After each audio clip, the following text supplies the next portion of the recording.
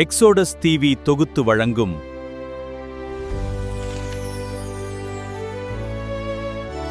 அருளுரை துளிகள். அன்பான சகோதர சகோதரிகளே, இயேசு கிறிஸ்துவின் இனிய நாமத்தில் எக்ஸோடஸ் டிவியின் அருளுரை துளிகள் நிகழ்ச்சிக்கு உங்களை அன்புடன் வரவேற்கிறோம். இந்த நிகழ்ச்சி உங்களுக்கு ஆசீர்வாதமாக இருந்தால் எங்கள் சேனலை சப்ஸ்கிரைப் செய்து லைக் மற்றும் ஷேர் செய்து மற்றவர்களும் தேவனுடைய வார்த்தையால் ஆசீர்வாதம் பெற உதவுங்கள். தேவனுடைய திருநாமம் மகிமைப்படுவதாக. மீண்டுமாக இந்த அருளுரை துளிகளின் வாயிலாக உங்களை சந்திப்பதிலும் உங்களோடு தேவனுடைய திருவார்த்தையை பகிர்ந்து கொடுப்பதிலும் நான் மகிழ்ச்சி அடைகிறேன்.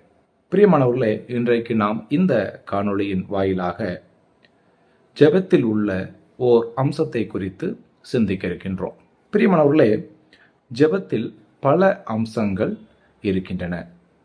There are many features on prayer, like thanksgiving, praising, supplication. அதாவது நன்றி கூறுதல் இருக்கிறது, துதி செலுத்துதல் இருக்கிறது, அதே போல இறைஞ்சுதல், மன்றாடுதல் என்பது இருக்கிறது. அதே போல ஜெபத்தில் உள்ள இன்னொரு அம்சம், ஃபீச்சர் என்னவெனில் பாவ அறிக்கை செய்தலாக இருக்கிறது. ஆங்கிலத்தில் கன்ஃபெஷன் என்று என்ன செய்கிறோம் சொல்லுகிறோம். சரியான தமிழில் சொன்னால் பாவத்தை அல்லது குற்றத்தை ஒப்புக்கொள்ளுதல் என்பதுதான் பாவ அறிக்கையாக, கன்ஃபெஷனாக காணப்படுகிறது. பிரியமானவர்களே, ரோமர் 8வது அதிகாரம் 28வது வசனத்தின்படி தேவனுடைய நம்மை குறித்த சித்தம், முதன்மையான சித்தம் என்னவெனில் அவருடைய குமாரனுடைய சாயலுக்கு ஒப்பாக நாம் மாற வேண்டும், வளர வேண்டும், முன்னேற வேண்டும் என்பதுதான்.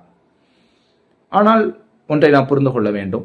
இந்த பூமியில் உள்ளவரை அல்லது நம்முடைய மரணம் வரையிலும் கர்த்தராகிய இயேசு கிறிஸ்துவை நாம் முகமுகமாய் மத்திய ஆகாயத்தில் தரிசிக்கும் வரையிலும் முழுமையான பரிபூரண பரிசுத்த நிலையை நாம் அடைய முடியாது. ஏனென்றால் இன்றைக்கு நடைமுறை பரிசுத்தத்தில் நாம் முன்னேறி கொண்டிருக்கிறோம். ரட்சிப்புக்கு முன்னாக ஒரு பரிசுத்தம் நம்மில் கிரியை செய்தது. ரட்சிக்கப்பட்ட போது, ஆண்டவராய் இயேசு கிறிஸ்துவை ஏற்றுக்கொண்ட போது ஸ்தான பரிசுத்தத்தை அடைந்தோம். அடுத்ததாக இப்பொழுது நம்முடைய இந்த நிகழ்காலத்திலே நடைமுறை பரிசுத்தத்தில் நாம் முன்னேறி கொண்டிருக்கிறோம், முன்னேறி கொண்டிருக்க வேண்டும். நம்முடைய மரணத்திற்கு பிறகு அல்லது கர்த்தராகிய இயேசு கிறிஸ்துவை முகமுகமாய் தரிசிக்கும் போது நாம் பரிபூரண பரிசுத்த நிலைக்குள்ளாக கடந்து செல்வோம். அதை யூதா 24வது வசனத்திலே நாம் பார்க்கின்றோம். ஆனால் இந்த பூமியில் உள்ளவரை நாம் பரிபூர்ண நிலைக்காக முயற்சிக்க வேண்டும். ஆனால் பரிபூர்ண நிலை அடைய முடியாது என்பதை நாம் அறிந்து கொள்ள வேண்டும். ஆகவே இதனுடைய அர்த்தம் என்னவெனில், அதாவது இந்த பூமியில் நாம் பரிபூர்ண நிலையை, பரிபூர்ண பரிசுத்த நிலையை அடைய முடியாது என்று சொல்லும் பொழுது இதனுடைய அர்த்தம் என்னவெனில், இந்த பூமியில் உள்ளவரை நம்முடைய மரணம் வரைக்கும் நம்முடைய கர்த்தராகிய இயேசு கிறிஸ்துவானவரை நாம் முகமுகமாய் தரிசிக்கும் வரையிலும் நம்மிடத்தில் பாவம் உண்டு. அதாவது சொல்லாலும் செயலாலும் சிந்தனையாலும் நாம் அனுதினமும் பாவம் செய்கிறவர்களாக காணப்படுகிறோம். ஆகவே ஜெபத்தில் பாவ அறிக்கை செய்தல் அல்லது குற்றத்தை ஒப்புக்கொள்ளுதல் என்பது மிகவும் அவசியமான ஒன்றாக இருக்கிறது. நம்முடைய ஜெபங்களில் அதை இன்றைக்கு மறந்துவிட்டோம். சிலர் துதிப்பது கிடையாது, நன்றி கூறுவது கிடையாது. சிலர் இந்த முக்கியமான குற்றத்தை ஒப்புக்கொள்ளுதல் என்கிற இந்த கன்ஃபெஷன் என்பதையும் செய்வது கிடையாது. எடுத்த உடனேயே, ஆரம்பித்த உடனேயே உலக நாடுகளுக்காக, மற்றவர்களுக்காக, அது இது என்று ஜெபிக்க நாம் முன்னேறி விடுகிறோம். ஆகவே பிரியமானவர்களே, ஜெபத்தில் உள்ள பல அம்சங்களில் இந்த பாவத்தை ஒப்புக்கொள்ளுதல், கன்ஃபெஷன் என்பது மிக மிக அவசியமாக இருக்கிறது. ஏனெனில் இந்த பூமியிலே நாம் அன்றாடம் சொல்லாலும் செயலாலும் சிந்தனையாலும் ஏதாவது ஒரு விதத்தில் நாம் பாவம் செய்கிறவர்களாக, குற்றம் இழைக்கிறவர்களாக நாம் காணப்படுகிறோம். ஆகவே ஜெபத்திலே இதை நாம் மறந்துவிடக்கூடாது. இப்படியாக வேதாமத்தில் கூட பல பரிசுத்தவான்கள், முக்கியமாக பழைய ஏற்பாட்டிற்கு நாம் சொல்லும் பொழுது அங்கே தங்களுடைய ஜெபங்களில் பல பரிசுத்தவான்கள் இந்த பாவ அறிக்கை செய்வதை நாம் பார்க்கிறோம். அதாவது குறிப்பாக தாவீது சங்கீதம் 51 1 முதல் 4 மற்றும் சங்கீதம் 51 10 அவர் இந்த பாவ அறிக்கை செய்வதை நாம் பார்க்கிறோம். தேவனுடைய இரக்கத்திற்காக, தேவனுடைய சுத்திகரிப்புக்காக, ஒரு புதிய இருதயத்திற்காக அவர் இறைஞ்சுவதை, மன்றாடுவதை இங்கே நாம் பார்க்கிறோம். ஆகவே இரக்கம், சுத்திகரிப்பு, புதிய இருதயத்திற்கு பாவ அறிக்கை அவசியமாக இருக்கிறது. அதை இங்கே தாவீது செய்யக்கூடியவராக காணப்படுகிறார். இதை பர்சனல் கன்ஃபெஷன் என்று என்ன செய்யலாம், சொல்லலாம். அதாவது தனிப்பட்ட பாவ அறிக்கை என்று இதை சொல்ல முடியும். அடுத்ததாக தானியேலை குறித்து பார்க்கும் பொழுது 9வது அதிகாரம் 4 முதல் 5 நாம் பார்க்கும் பொழுது, தம் மக்களுக்காக அவர் இந்த பாவ அறிக்கை செய்வதை பார்க்கிறோம். இதை கார்ப்பரேட் கன்ஃபெஷன் என்று என்ன செய்யலாம், சொல்லலாம். அதாவது ஒரு குழுவுக்காக பாவ அறிக்கை செய்வதை இங்கே நாம் தானியேலினுடைய ஜெப அனுபவத்திலே நாம் பார்க்கக்கூடியவர்களாக இருக்கிறோம். அடுத்ததாக நெகேமியா என்கிற தேவ மனிதன் தன்னுடைய ஜெபத்தில், நெகேமியா 1வது அதிகாரம் 6 முதல் 7 நாம் பார்க்கும் பொழுது, தமக்காகவும் பர்சனல் கன்ஃபெஷன், அடுத்ததாக தம்முடைய மக்களுக்காக கார்ப்பரேட் கன்ஃபெஷன். ஆக தன்னுடைய தவறுக்காகவும் தம்முடைய மக்களின் தவறுக்காகவும் அவர் தம்முடைய ஜெபத்திலே பாவ அறிக்கை செய்வதை நாம் பார்க்கிறோம். அங்கே 6வது வசனத்தின், நெகேமியா 1வது அதிகாரம் 6வது வசனத்தின் கடைசி பகுதியிலே அவர் சொல்லுகிறார், I and my father's house have sinned. நானும் என் தகப்பனுடைய வீட்டாரும் பாவம் செய்தோம் என்று இங்கே அவர் அறிக்கையிடக்கூடியவராக, பாவ அறிக்கை செய்யக்கூடியவராக காணப்படுகிறார். அடுத்ததாக நற்செய்தி புத்தகத்திற்கு வரும் பொழுது, குறிப்பாக லூக்கா 18வது அதிகாரத்திற்கு நாம் வரும் பொழுது, அங்கே இயேசு கிறிஸ்துவானவர் 2 மனிதர்களின் ஜெபத்தை குறித்து சொல்லக்கூடியவராக இருக்கிறார். அங்கே ஜெபித்த ஒரு மனிதனாகிய ஆயக்காரன், பப்ளிகேன், தன்னுடைய ஜெபத்திலே இந்த பாவ அறிக்கையை செய்கிறார். லூக்கா 18வது அதிகாரம் 13வது வசனத்திலே அவர் பர்சனல் கன்ஃபெஷன், தனிப்பட்ட பாவ அறிக்கையை செய்யக்கூடியவராக இருக்கிறார். அங்கே என்ன சொல்லுகிறார், God be merciful to me the sinner என்று பாவ அறிக்கை செய்யக்கூடியவராக காணப்படுகிறார்.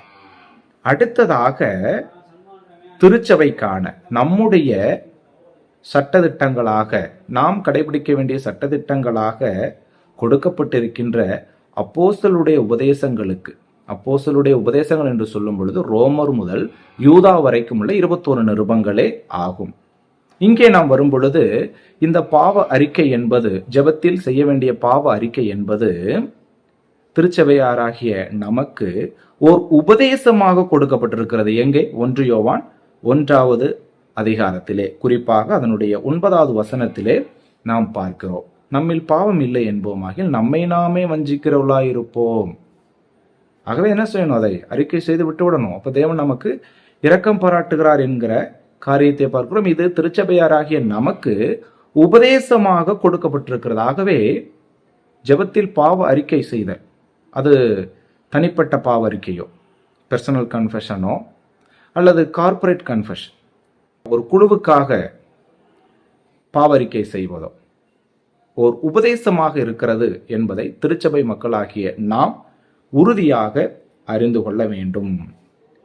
It is an essential Christian doctrine என்று கூட சொல்லலாம். அதாவது இது ஒரு இன்றியமையாத கிறிஸ்தவ கோட்பாடாக இருக்கிறது என்பதை நாம் நம்முடைய மனதில் நிறுத்திக் கொள்ள வேண்டும். ஆகவே நம்முடைய ஜெபங்களில் பாவ அறிக்கை செய்வது, பாவ அறிக்கை என்கிற அம்சத்தை விட்டுவிடாதிருப்பது மிகவும் அவசியமாக இருக்கிறது. பிரியமானவர்களே, நீதிமொழிகள் 28வது அதிகாரத்தின் 13வது வசனத்திலே இப்படியாக நாம் வாசிக்கின்றோம், தன் பாவங்களை மறைக்கிறவன் வாழ்வடைய மாட்டான், அவற்றை அறிக்கை செய்து விட்டு விடுகிறவனோ இரக்கம் பெறுவான். ஆகவே நாம் அன்றாடம் செய்கிற தவறுகளை, குற்றங்களை இறைவனிடத்தில் நம்முடைய ஜெபத்தில் அறிக்கையிட்டு அவற்றை விட்டுவிட வேண்டும். இல்லை என்றால் நம்முடைய வாழ்க்கையிலே, நாம் ஆவிக்குரிய வாழ்க்கையிலே நாம் முன்னேற்றம் அடைய முடியாது. தேவனுக்கு பிரியமானவர்களாக நாம் ஜீவிக்க முடியாது. இறைவன் நம்மிடத்தில் பிரியமாய் இருக்க மாட்டார். பாவத்தை அறிக்கை செய்யாமல் ஒரு தேங்கின ஆவிக்குரிய வாழ்க்கையில் இருந்து கொண்டு இறைவனுக்காக நாம் செய்கின்ற எந்த ஒரு காரியமும் இறைவனை மகிழ்ச்சி அடைய செய்யாது என்பதை நம்முடைய மனதிலே நிறுத்திக் கொள்ள வேண்டும். ஆகவே நம்முடைய ஜெபங்களில் மறவாமல் நாம் பாவ அறிக்கை செய்யக்கூடியவர்களாக காணப்பட வேண்டும். பிரியமானவர்களே, இன்னொரு சத்தியத்தையும் இங்கே நான் சொல்லிக் கொள்கிறேன். நான் அல்லது நாம் கர்த்தராகிய இயேசு கிறிஸ்துவை என்றைக்கு நம்முடைய சொந்த இரட்சகராக, பாவ விமோச்சகராக ஏற்றுக்கொண்டோமோ அன்றைக்கே நம்முடைய முழு வாழ்க்கையினுடைய, அதாவது என்னுடைய கடந்த கால நிகழ்கால, வருங்கால என அனைத்து காலத்தின் முக்காலத்தின் பாவங்களும் மன்னிக்கப்பட்டு விட்டன என்பதை நம்முடைய நினைவில் உறுதியாக நிறுத்திக் கொள்ள வேண்டும். பிறகு ஏன் பாவ அறிக்கை முக்கியம் என்று நாம் பார்க்கும் பொழுது, பிரியமானவர்களே, தேவனுடனான நம்முடைய ஐக்கியத்தை தொடர்ந்து நாம் வைத்துக் கொள்வதற்கு, அல்லது தேவனுக்கும் எனக்கும் உள்ள ஐக்கியத்தில் தொடர்ந்து முன்னேறுவதற்கு இந்த பாவ அறிக்கை என்பது மிகவும் அவசியமாக இருக்கிறது. நாம் ரட்சிக்கப்பட்ட போது தேவனோடு உறவு ஏற்பட்டது. அதாவது தேவன் என் தகப்பனாக, நான் அவருடைய பிள்ளையாக மாறினோம்.